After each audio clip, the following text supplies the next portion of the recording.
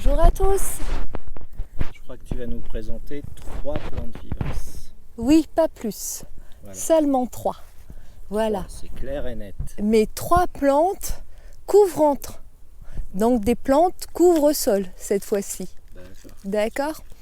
Donc, je vais te montrer des plantes super intéressantes qui se développent très bien, qui fleurissent beaucoup, qui est très mellifère. Là, il y a plein d'abeilles dessus. Voilà, t'as vu un petit peu comme ça couvre, regarde. Oui, ça couvre. Tu vois, ça dépasse, ça veut... Ça déborde en fait. Ça déborde, ça veut prendre une proportion, ça va aller partout. Voilà. Alors, là, pour une fois, on est sur mes paliers de production parce que dans mon jardin, j'ai plus la place de mettre cette plante. Mais beaucoup de gens recherchent des plantes pour couvrir des bâches ou couvrir le sol tout simplement. Et bien ça là, elle est intéressante parce qu'elle est semi-persistante. Il y a un feuillage, tu vois, regarde comme elle prend. T'as vu au niveau des racines? Regarde. Elle fait plein de petits rejets, plein de petites racines. Alors, on peut la considérer envahissante, mais comme c'est un couvre-sol, un bon couvre-sol, ça nous arrange, tout simplement. Ouais. C'est un peu comme de la moquette. Un peu. Et du coup, ça fait de la moquette, c'est très florifère. Elle fleurit très longtemps. Elle va fleurir de juin jusqu'à octobre. Voilà, que dire de mieux? Toutes ces petites fleurs blanches, elles sont magnifiques. Alors, ça, c'est Nipia nodiflora. Voilà. Je prends note.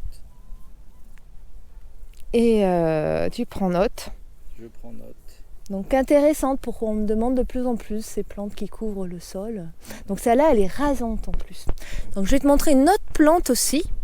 Elle a encore l'intérêt d'être mellifère, Ouais. mais elle est un peu plus haute. Ok, montre-moi. Voilà. Donne-moi la Bon, main. vas-tu.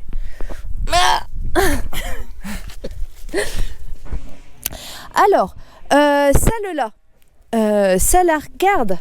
En fait, t'as vu un peu? Ouais. Alors, c'est génial. Elle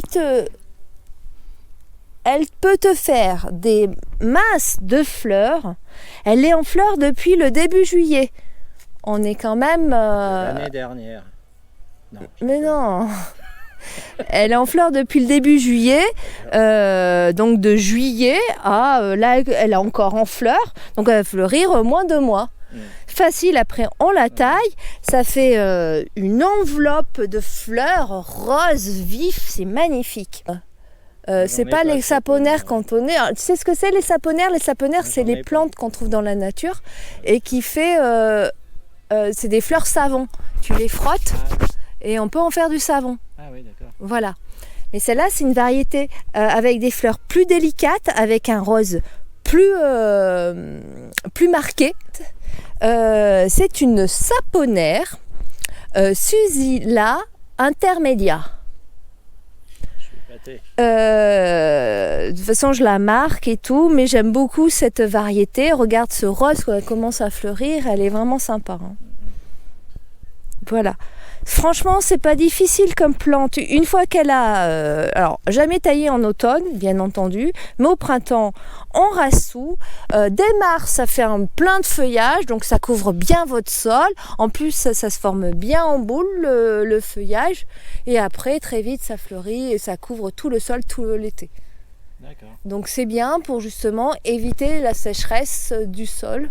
Pour mettre autour, par exemple, des arbustes, des plantes plus hautes, voilà. Allez, je te montre la troisième, c'est bientôt fini. La troisième, parce qu'on est très strict aujourd'hui sur le nombre. Oui, il faut aller vite, et puis monsieur a chaud, il transpire. Non, c'est que la caméra chauffe, comme il fait chaud aujourd'hui. La caméra chauffe. Elle chauffe, donc on est obligé d'aller vite. Voilà. Allez. C'est là-bas, faut que je... Là-bas où? Et ben, là-bas. Alors, on continue. Alors, c'est bien, les gens voient mon espace de production. C'est la première fois que je vous montre. Regarde, montre peut-être. Ouais, c'est le bordel quand même. Mais, oui, mais bon, c'est une pépinière. Ça montre quand même que je suis pépiniériste et que je produis plein de variétés de plantes vivaces, au moins 700 à 800 variétés. Voilà, elle est là. Alors je me mets devant. On monte pas quand même. Oui. Tadam! La dame. Alors, elle existe en bleu clair. Là-bas, je l'ai en bleu clair. Et là, celle-là, elle est blanche. Eh ben, c'est aussi bien que du gypsophile.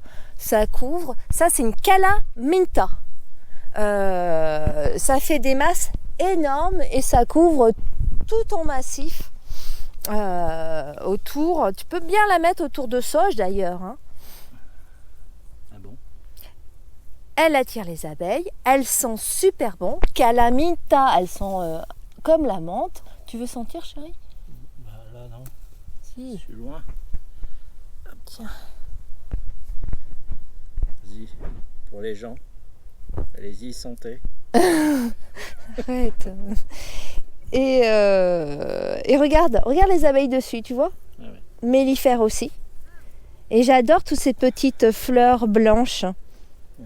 Très mignon. Elle a un feuillage très sympa, si on la taille bien, elle fait un dôme en fait. Fleuri, c'est vraiment très joli. Et tu fais 5-6 mètres carrés comme ça quand tu as de l'espace, c'est beau, mais alors c'est magnifique. Oui. 6 mètres carrés avec combien de pieds? Et ben celle-là, elle va faire au moins 50 cm carrés, il en faut 4 par mètre carré en fait. D'accord. Mm. C'est bien. Voilà. C'est joli. Bon. Donc voilà, 3 plantes mellifères qui fleurissent en été et couvrantes, couvre-sol. Qui ont besoin d'être arrosées? Et non, en plus... Bah, c'est ça qu'il faut dire. Oh mais j'arrive plus en fait. C'est ça, il n'y a plus d'eau, il n'y a d'eau nulle part. Donc c'est en plus des plantes qui couvrent le sol, mais bien sûr qui ne craint pas la sécheresse. Calaminta, vous plantez ça dans la rocaille sans problème. L'autre, elle pousse sur une bâche en pleine chaleur, donc t'imagines bien, sur des cailloux, elle peut même pousser. Bon, on change de décor puisque la caméra, elle a coupé parce qu'elle était trop au chaud. La GoPro, c'est le problème des GoPro, ça s'éteint quand il fait trop chaud. Tu veux peut-être faire un tuto sur les GoPro d'ailleurs? Non. Bon, en tout cas, je vous dis au revoir et à très bientôt. Tu dis au revoir, chérie? Au revoir, chérie. À bientôt.